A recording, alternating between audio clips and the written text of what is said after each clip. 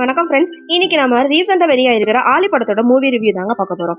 ஆலி அப்படின்னா கடல்னு அர்த்தம். இந்த படத்தோட பேருக்கு ஏத்த மாதிரியே கதையோட பெரும்பாலும் பகுதி கடல் நடுவுல ஒரு மீன்பிடி படகுல தான் நடக்குது.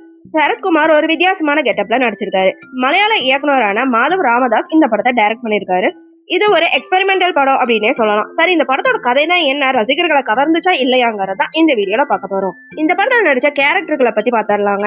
சரத்குமார் ஒரு போதைப் பொருள் கடத்தல்காரரா வராரு. படகு மெக்கானிக்காவும் இருக்காரு. ரொம்ப கோபக்கார பர்சனாவும் இருக்காரு. ஆனா அதே சமயம் பொண்ணு மேல மட்டும் அதிகம் பாசம் காட்டுற ஒரு பர்சனாவும் இருக்காரு.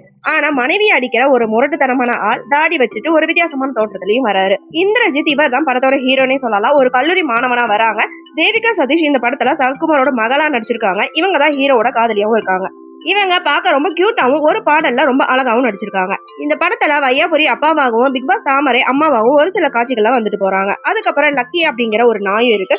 சரத்குமார் தன் மகள் தேவிகாவை உயிரே வச்சு பாத்துட்டு இருக்காரு. ஆனா தேவிகா இந்திரஜித்தை காதலிச்சுட்டு வராங்க. இந்த விஷயம் சரத்குமாருக்கு தெரிய வருது. சரத்குமார் என்ன பண்றாருன்னா இந்திரஜித்தை கடத்திட்டு நடுக்கடலுக்கு தன்னோட மீன்பிடி படகுல கூட்டிட்டு போயிடுறாரு. அங்க அவரை அடிச்சு துன்புறுத்தவும் செய்யறாரு. படத்தோட முக்காவாசி கதை ஒரு சின்ன படகுல தான் நடக்குது.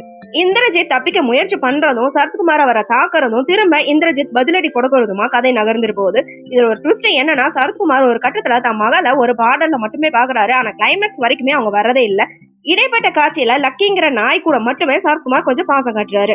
ஆனா மத்தபடி வெறும் சண்டை, ரத்தம், அடிதடின்னு படம் போய்கிட்டே தாங்க இருக்கு. இந்த படத்துல பாராட்ட வேண்டிய ஒரே ஒரு விஷயம் என்னன்னா ஒளிப்பதிவாளர் ஆனந்த்னே சொல்லலாம். ஒரு சின்ன படகுக்குள்ள கேமரா வச்சுட்டு அவர் காட்டியிருக்கிற கோணங்கள் ரொம்ப அருமையா இருக்கு. குறிப்பா நடுக்கடல்ல எடுக்கப்பட்ட சண்டை காட்சிகள் விஷுவலும் நல்லா இருக்கு. ஆனா மைனஸ்னு பார்த்தா திரைக்கதை ரொம்ப மெதுவா போகுது. சரத்குமார் மாதிரியான ஒரு பெரிய ஹீரோ வச்சுட்டு ஒரு நெகட்டிவ் ரோல்ல அவரை சரியா பயன்படுத்தல அப்படிங்கிறது நல்லாவே தெரியுது.